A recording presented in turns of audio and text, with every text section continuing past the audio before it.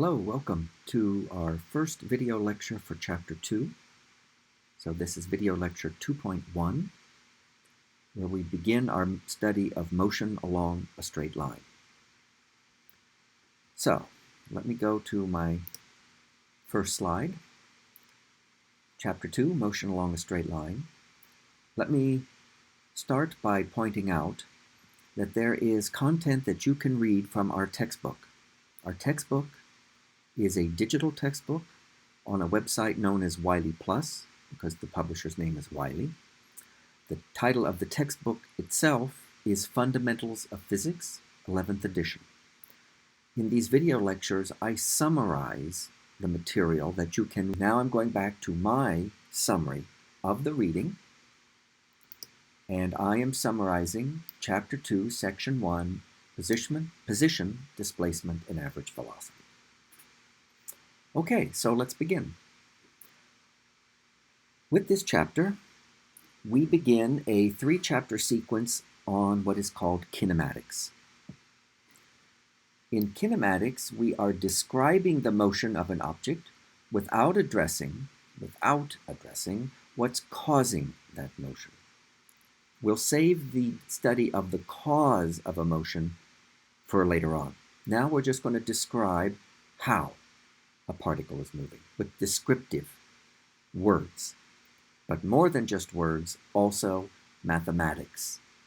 Quantitative description is what we mean. This is science, after all. And science is precise and specific. And in physics, when we describe motion, we use math. Lots of math. So when I say describing the motion, I mean something more than, oh, look, there's an object and it's moving around. Isn't that pretty? Okay? So you'll see as we start bringing in all kinds of very specific terms how we're going to describe the motion of an object. We're also going to limit ourselves to the motion of what we call particles. And by particle in physics and in kinematics specifically, we mean any object in which every part of that object moves in exactly the same way at any given instant. One of the things you'll come across if you do the reading in Wiley Plus for section 2.1 is a little animation that your author shows, showing the motion of an armadillo moving along an x-axis. And the armadillo's motion is rigid. Every part of it is moving in exactly the same way along an x-axis. That's the kind of motion along a straight line of a particle that we're going to focus on in Chapter 2.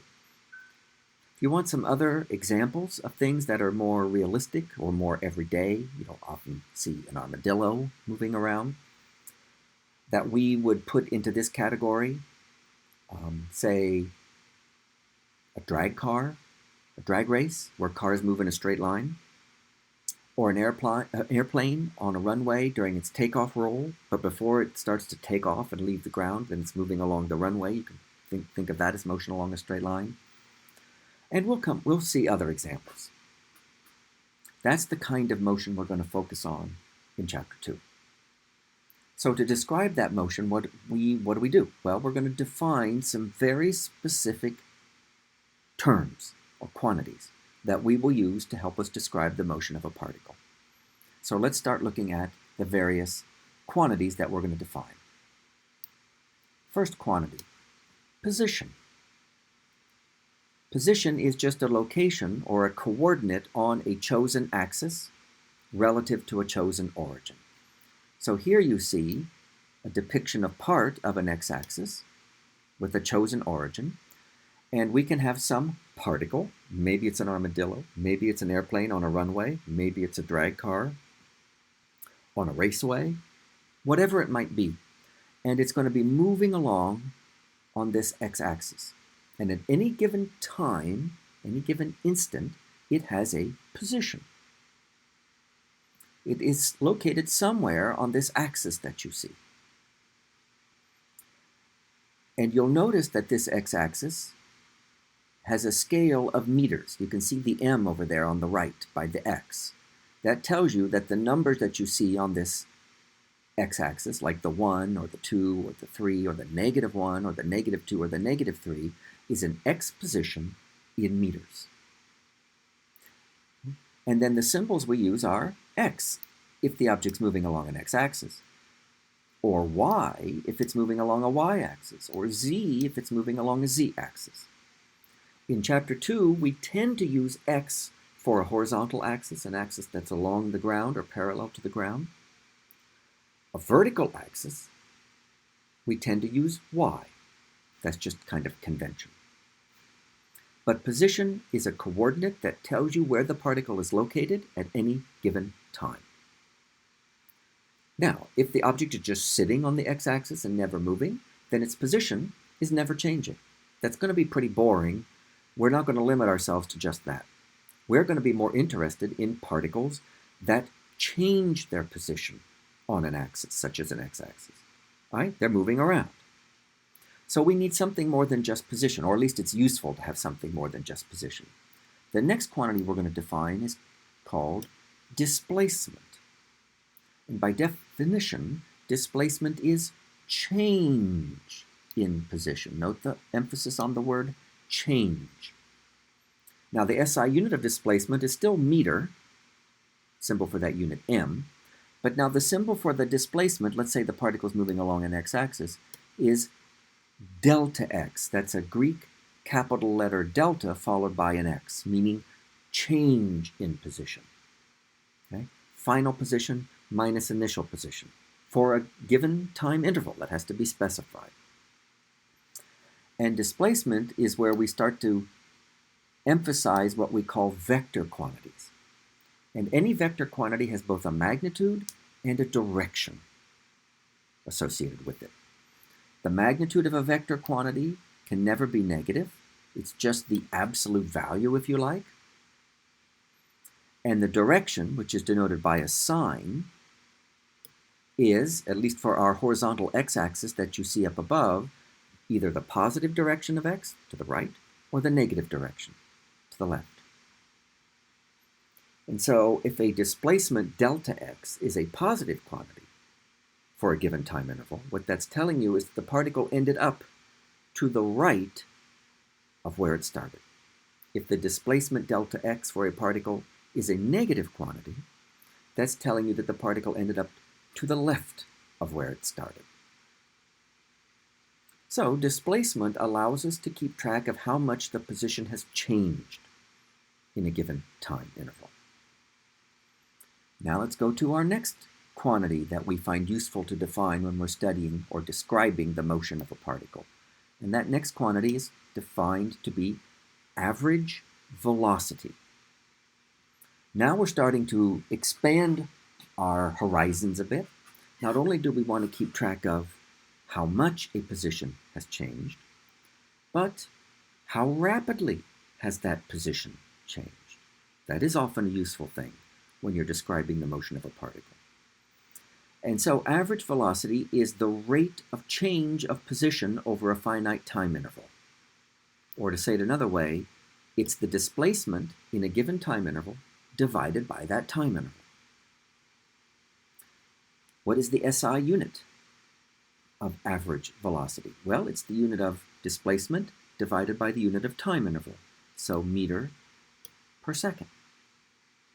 What are the symbols that we use in this book for average velocity? I'm going to focus for motion along an x-axis. The symbol is v with a subscript avg, average velocity. It is defined to be, three lines here mean this is the definition, displacement over time interval, delta x divided by delta t. And then you see another way to express that, at least used in this chapter, x2 minus x1 over t2 minus t1. So we're talking about a finite time interval that begins at the time called t1, where the particle had position x1, and ends at the time called t2, when the particle had position x2.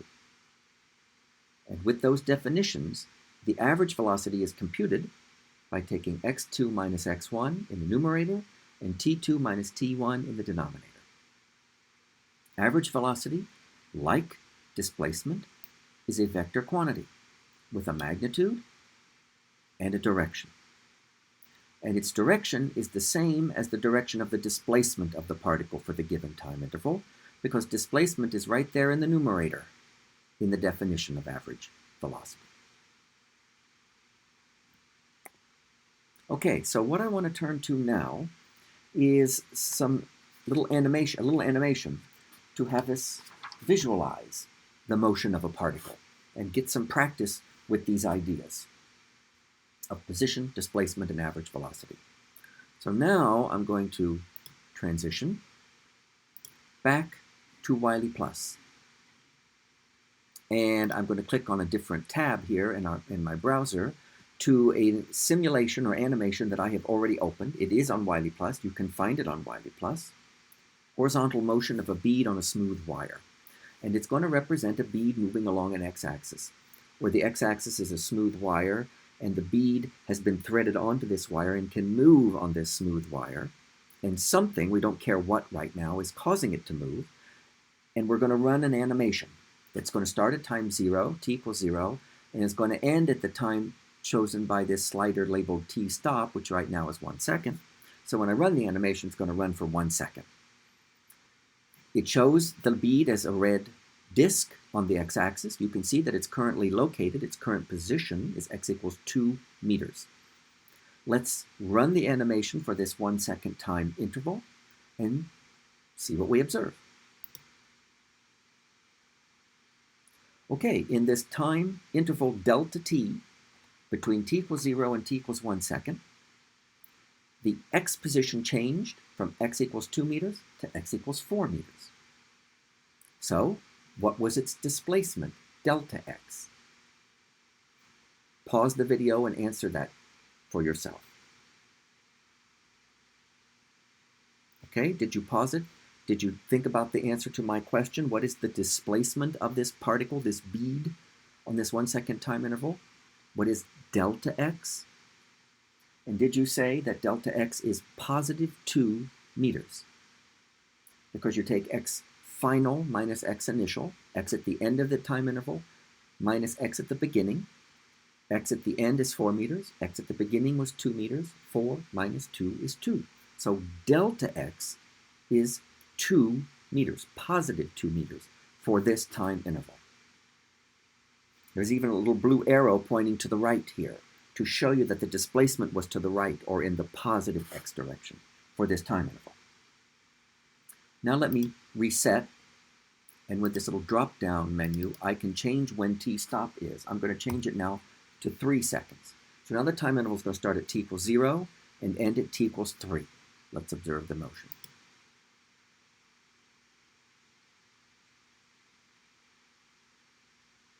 Okay, so that was a 3-second interval. Here's a question for you again. What is the displacement of the particle for that interval? Again, pause the video, think about it for a moment, get an answer, and then come back. Okay, welcome back. Did you say that the displacement delta x for the time interval I just showed you is 0? Delta x equals 0 for this time interval, because x initial was 2 meters, and x final was 2 meters. And even though you saw it move, its displacement for this time interval is 0. So here comes another question for you to ponder. Is displacement, symbol delta x, as we've defined it here, the same thing, conceptually, as the distance a particle travels? Think about that. Pause the video, think about it, and come back. Okay, welcome back. So, generally speaking, is displacement for a particle and distance traveled, are they the same concept? Answer, no, not necessarily. Distance traveled is just the ground covered in a time interval. So if I can slide this slider back and run it again, I can see that it travels to the right a distance a little more than 2 meters, because it goes from x equals 2 to x equals 4. And then it travels back that same distance to get back where it started. So the distance traveled is a little more than 4 meters. but the displacement is 0. Okay? So you got to be careful and always think of the definitions of things. If we ask you for displacement, don't give us distance traveled. Because in physics, these words that we're defining to describe motion in kinematics have very specific definitions and meanings, and we have to adhere to those. All right, let me reset the animation. Now let me change the stopping time to t equals 5 seconds. Okay? I'm going to run the animation. Let's watch again.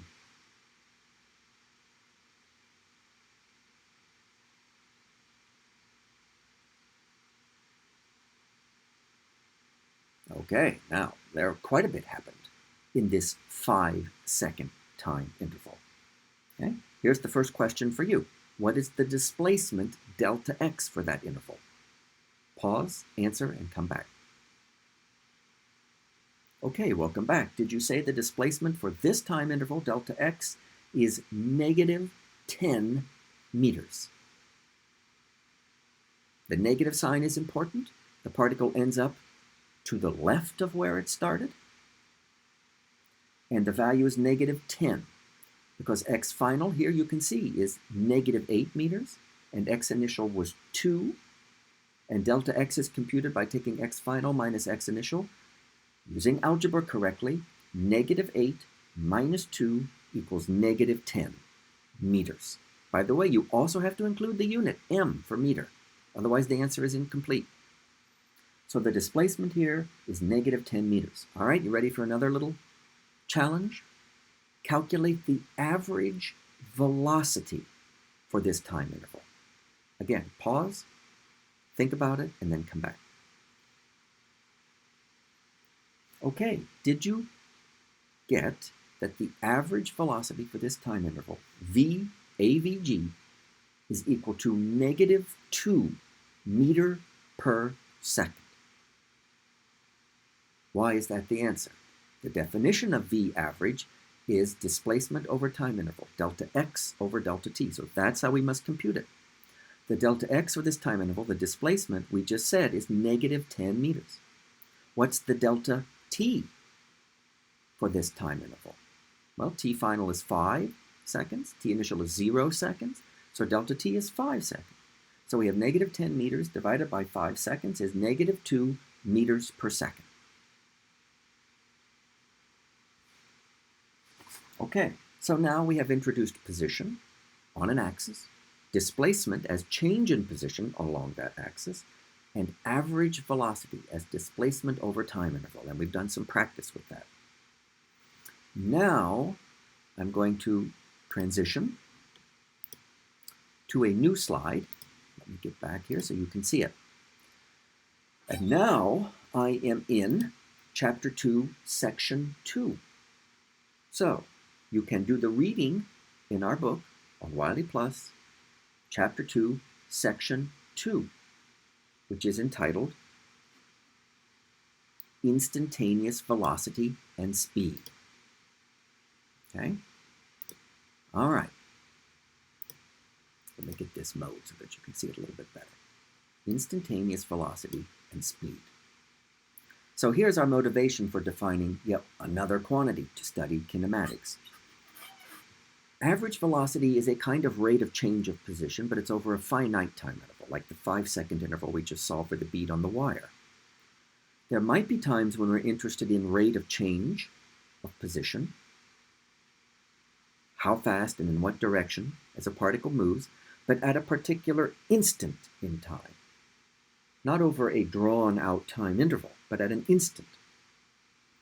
So let's introduce a new quantity, instantaneous velocity, which, by the way, most physicists just call velocity for short.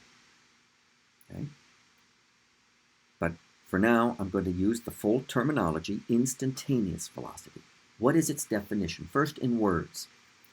In words, instantaneous velocity is defined to be average velocity in the limit as the time interval delta t approaches 0.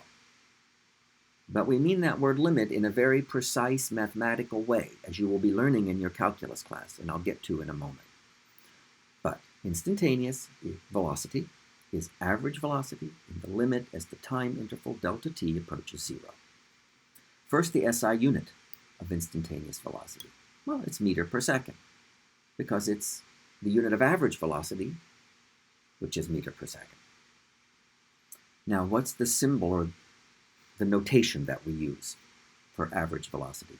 Just plain old lowercase v, script or italic v, okay, when you represent a mathematical symbol in physics.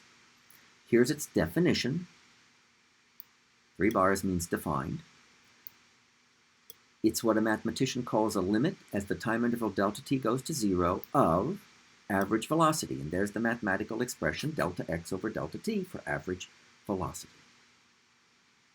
Now let me just elaborate. This is just elaborating that. It's the limit as delta t goes to 0. And in the numerator, I've now expressed what I mean by delta x, displacement. I mean change in position. The initial position is x at time, which is the position at time t. And the final position, x, is at the later time t plus delta t. And that's what this notation means in the numerator. And you divide by delta t. And you take the limit as delta t goes to 0. Now, if you're astute with your algebra, you should be a little bit concerned by this definition, because it looks like, doesn't it, that our prescription is to take this fraction, x at time t plus delta t minus x at time t, divided by the quantity delta t, and take the limit as delta t goes to 0.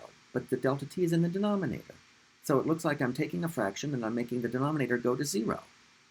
And my math teachers taught me that a fraction with a 0 in the denominator is undefined. So haven't we just set ourselves up for a problem here? Sure does seem so. But here's where the whole idea of this limiting process is very clever.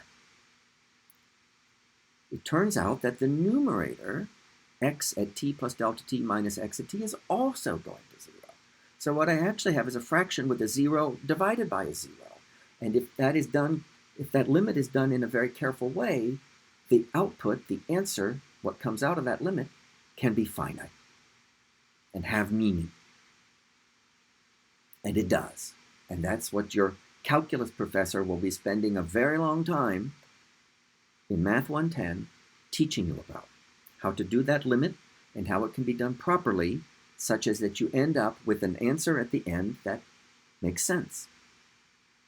Now you need to get used to the notation here, because that whole limiting process of delta x over delta t as delta t goes to 0, that's very tedious to write all that out.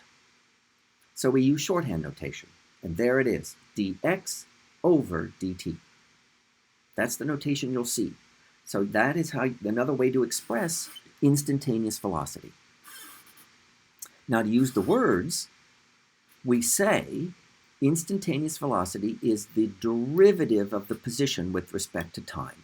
That's what this notation dx over dt means. The derivative of the quantity labeled x, x is the position on the x-axis, with respect to the quantity labeled t, time. Dx over dt means the derivative of position with respect to time.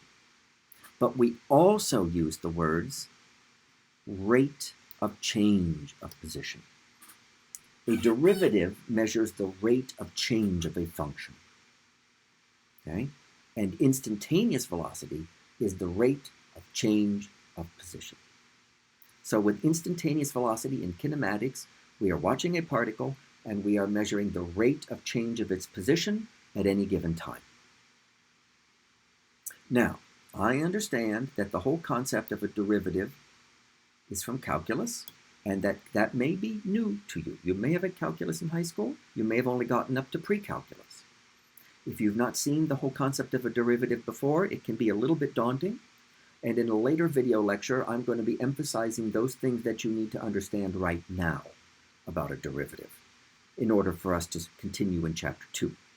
Okay? So I'll have more to say about derivatives in an upcoming video lecture, but in Math 110, you're going to be spending weeks learning about derivatives. Okay, for now, let's continue. First, let's next emphasize that instantaneous velocity, like average velocity, is a vector quantity with both a magnitude and a direction. And here comes another bit of terminology that you just have to be aware of. When we talk about the magnitude of instantaneous velocity, just the magnitude part, we have a separate word for that, instantaneous speed, and we got to use all these words correctly. Instantaneous velocity is the rate of change of position. It's a vector. When you talk about only the magnitude part, we call it the instantaneous speed, and it's just a measure of how fast a particle is moving without worrying about what direction it's moving in. And if you want to be really careful, a good way to denote the magnitude of instantaneous velocity, i.e. instantaneous speed, is to write the v symbol with absolute value over it. That way you're telling your reader, I just mean the magnitude part, the instantaneous speed, how fast. But I'm not telling you direction. The direction, of course, is the direction in which the particle is moving at a given instant. And that could be to the right on an x-axis, i.e. plus x direction, or it could be to the left, negative x. We're going to be doing practicing with these ideas, don't worry. Let's start with a little bit of graphical interpretation of instantaneous velocity. So let me go back to Wiley Plus, and now let me open up another animation that you can find on the Wiley Plus site, average velocity in the limit of decreasing time interval. And this shows a lot of information, in fact. And it's our first example of what's called a position time plot. It's a bit of an abstraction. Here's what we've done. Remember that bead on the wire that I showed you earlier in this lecture, where we actually showed you a bead moving along a horizontal x-axis? That was the physical motion that we were actually literally watching. We are now representing that more abstractly by a graph with a vertical axis and a horizontal axis. The horizontal axis is time measured in seconds. You can see it down there, 0, 1, 2, 3, 4. The vertical axis is the x coordinate or x position of the bead in meters. It still happens to start at 1.5 and go up by 0.5 meter increments to 2, 2.5, etc. And the blue curve that you see is the plot of position of the bead as a function of time. Okay? And we need to be able to look at this kind of abstract position time graph and visualize the motion. And if you look at that blue curve, it tells you that when time was 0, x was 2 meters. If you remember that video I showed you of the bead, that is where it was. It was at x equals 2 meters when t equals 0 seconds.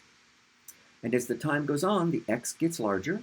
You can see then, follow the blue curve, that the x-coordinate rises to about 4.25 meters maximum. And then as time goes on, the x-coordinate starts to go back, right? And go back and goes through the origin and keeps on going to the left. That's what this curve is telling you. Okay? Okay, now there's other information on this graph besides just the blue curve, the position versus time. It also demonstrates a graphical representation of average velocity for a time interval. Now right now the time interval is set at delta t equals 2.5 seconds. The time interval starts at t equals 0 and ends at t equals 2.5. And the delta t is represented by the green rectangle down along the time axis. That's the time interval, delta t. Now for that time interval, there's a delta x. There's a displacement, a change in position. The initial x is 2 meters, and at the end of this time interval, it looks like the final x is about 3.25 meters. And so the delta x is represented by the red rectangle on the x-axis. See it over there on the left? And then I also have a black straight line that connects 2 dots on the blue curve. At x final, t final, there's a black dot. And then at x initial, t initial, there isn't an actual black dot, but you can imagine one there. And then we've just drawn a straight line in black that connects x, the final point and the initial point. And the slope of that black straight line in the video, that's V average, because the slope is rise over run. The rise is delta x, the red rectangle. The run is delta t, the green rectangle. Delta x over delta t is, for this graph, rise over run, that's slope.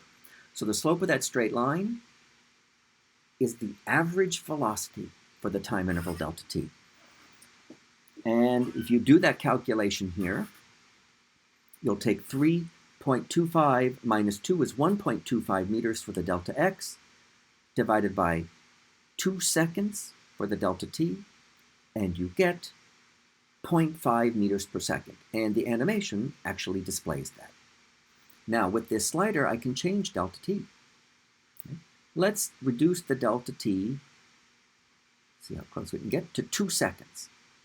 Now the straight line connects the initial point and the point on the curve when t equals 2 seconds, which corresponds to x equals 4 meters. Now you take the slope of that black line to get the average velocity for that time interval, and you discover it's 1 meter per second. I can make the time interval smaller and smaller. There we are at delta t equals 1 second. And the slope of the black line is now 2 meters per second. And that's the average velocity for the time interval that starts at t equals 0 and ends at t equals 1 second. And I'm now going to take the limit as the delta t gets smaller and smaller, with the t initial always being equal to t equals 0. That is graphically the same thing as in calculus taking the limit as delta t goes to 0. Now this slider doesn't let me have delta t go all the way to 0. The smallest I can get is delta t is 0.05 seconds, but it's showing you that I'm approaching a black line here that just glancingly touches the curve. And such a line that glancingly touches the curve at one point is called a tangent line for the curve.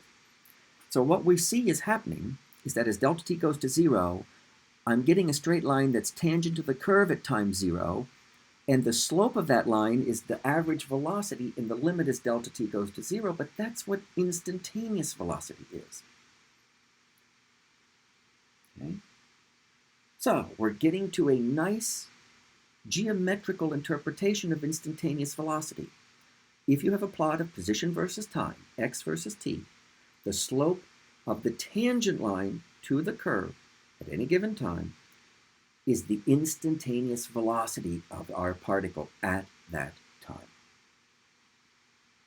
So what we want to be able to do is take a plot of position versus time, like you see here, and kind of tell the story of how the particle is moving. So now let me show you the same curve. It's really the same position versus time curve. But now the little slider that I have is labeled T1. And as I move that slider, it draws the tangent line in black to the position time curve and gives me the slope of that tangent line, and that's the instantaneous velocity v.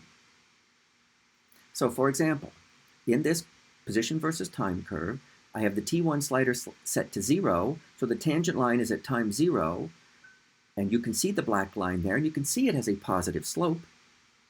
And it turns out the slope of that line is exactly 3 meters per second. So the instantaneous velocity of the particle at time 0 is 3 meters per second.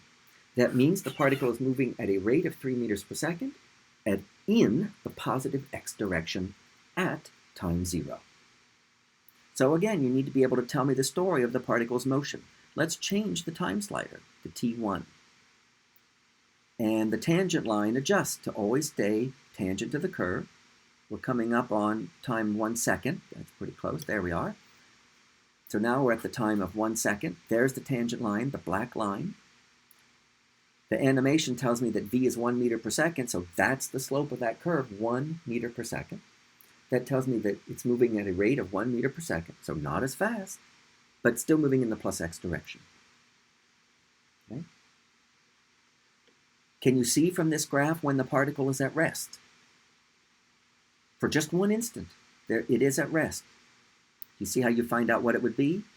It would be the time when the tangent line is perfectly horizontal. It may be hard to get it exactly. Oh, there we got it. It looks like the time is 1.5 seconds. Then the black line, the tangent line, is perfectly horizontal.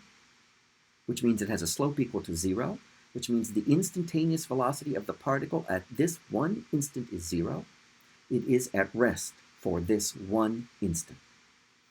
Now let's have the time progress. Now we're going up to 2 seconds. Now notice the tangent line has a negative slope. And in fact, the animation tells me v equals negative 1 meter per second. That means it's moving at instantaneous speed of 1 meter per second, but in the negative x direction. Now moving to the left. Suppose I move up to a time of about 3 seconds. Now it's very steep and negative slope. And I see the velocity is negative 3 meters per second. Okay? There's a lot of information in a velocity time plot, and we need to be able to interpret it. Okay? Here's another question. Which way is this particle, remember it was a bead on a wire, which way is it moving when it passes through the origin? We need to be able to answer that from this graph. Well, you've got to find the velocity when x equals 0. Let's see if we can get it. There we are, that's pretty close, right? The x is 0 here, because the x is the vertical axis. But the velocity tells me, well, what the rate of change of position is. So I have a pretty large negative slope to my tangent line. In fact, the v is negative 4.12 meters per second. Negative sign tells me that it's moving in the negative x direction. Okay, this is our first introduction to a number of kinematic quantities. I'm going to leave you today by going back to my slide, and I want to refer now to the position time graph that you see in front of you. Okay, right here. Position x and time t in seconds. And you can see a curve there that is telling us the story of some particle that was moving along an x-axis and was observed with time. I'm going to now ask you a series of simple little short answer questions, and I'm going to want you to record your answers, write them down on a piece of paper, and you can pause this video and replay my questions as much as you want, but write down your answers. And then I want you to go to our Blackboard site, and I will have a discussion forum for this video lecture, 2.1. And I want you to go into that discussion board and type your answers to these questions. And this will be considered class engagement. Okay? All right, so we're using this graph of position time that you see encircled here. Here's the first question.